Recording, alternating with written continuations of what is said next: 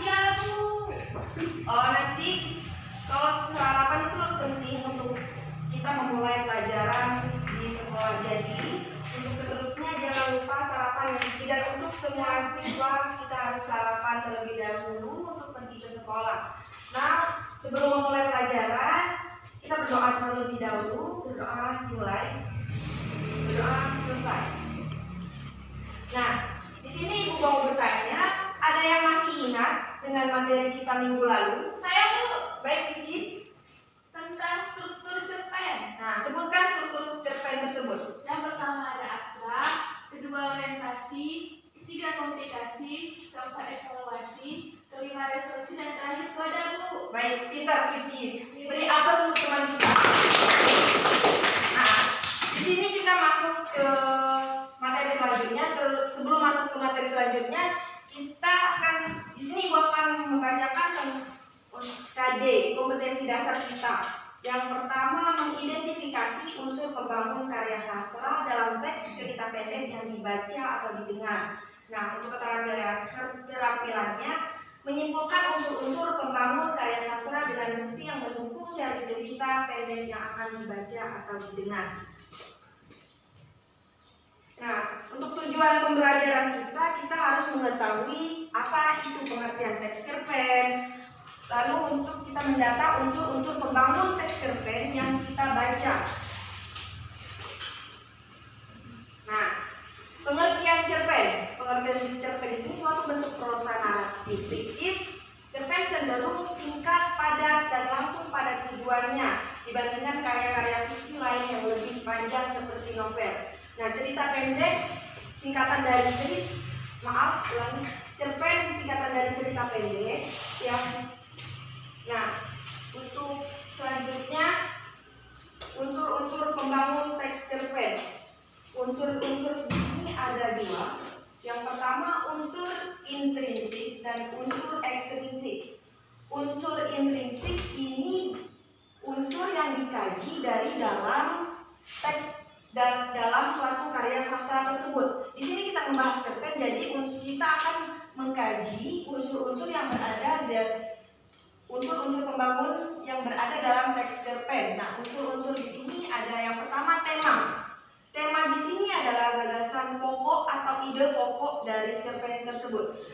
Cerpen di sini tidak sama dengan judul. Namun, tema di sini kita bisa mengkaitkannya dalam suatu cerpen tersebut, mencakup seluruh dari cerpen yang akan kita baca atau kita dengar atau kita tulis sendiri.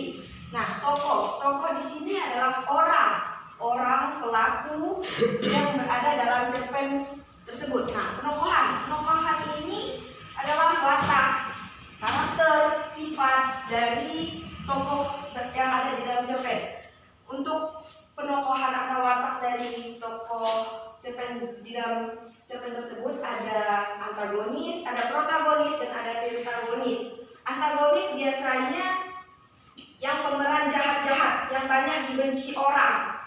Nah, untuk protagonis yang pemerannya yang baik-baik, misalkan seperti pahlawan, superhero.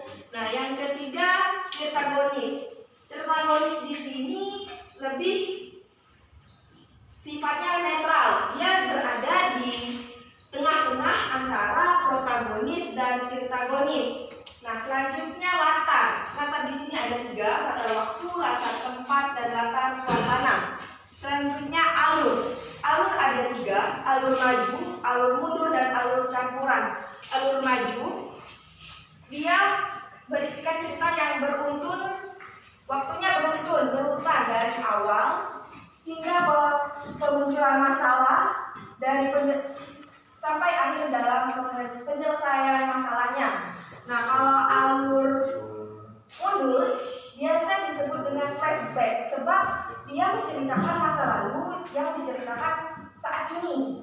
Nah, kalau alur campuran, alur yang bisa saja diceritakan masa lalu diceritakan saat ini, lalu diceritakan lagi tentang masa lalu tersebut. Nah, untuk sudut pandang ada 4. Sudut pandang orang pertama, orang pelaku utama, dan kedua pandang orang pertama,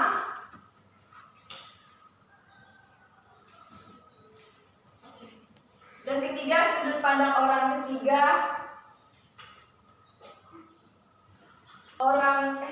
sudut pandang orang ketiga yang terbatas. Nah, gaya bahasa di sini yaitu seperti majas.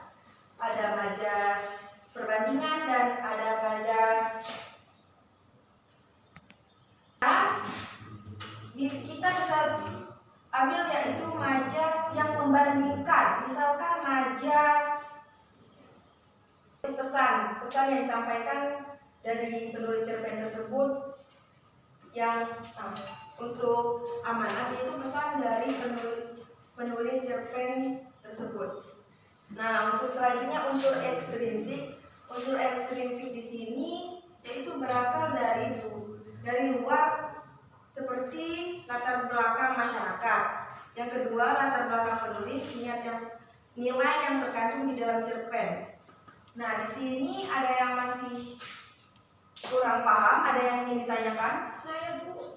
Ya, untuk Suci? Saya kurang paham unsur ekstrinsik di bagian latar belakang penulis, Bu. Oh, untuk latar belakang penulis di sini, dia seorang penulis, bagaimana, apa sih tujuan dia untuk menulis cerpen? Dia menuangkan dalam cerpen.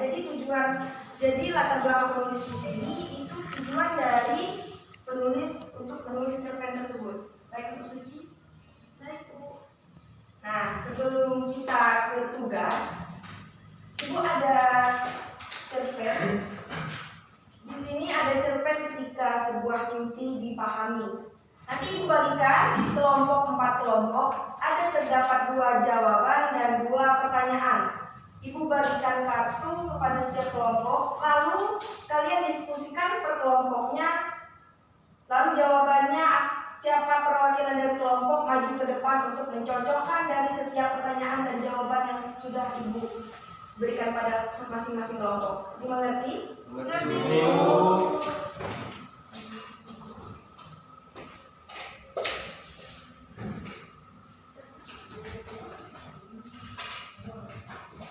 Ibu beri waktu 15 menit. Waktunya selesai, dan untuk perwakilan kelompok boleh diberikan pada kelompok tadi. Untuk ini maju semua. Yang mendapat pertanyaan dapat dibaca, dan yang jawaban langsung menghampiri orang yang sesuai dengan jawaban yang ada di tangan kalian. Pertanyaan. Alur apa yang dipakai pada cerpen ketika sebuah mimpi dipahami?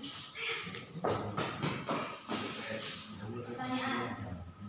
Sudut pandang pada cerpen ketika sebuah mimpi dipahami tersebut adalah?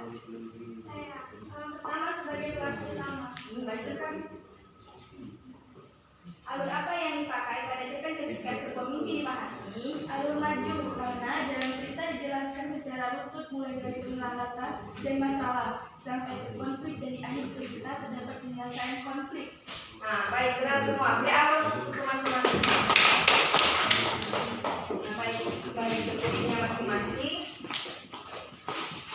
Nah, untuk ada yang ingin ditanyakan kembali?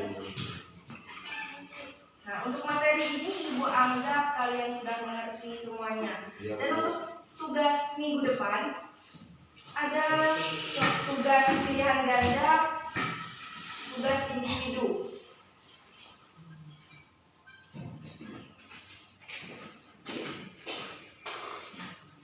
Jangan lupa ya anak, untuk minggu depan dikumpulkan.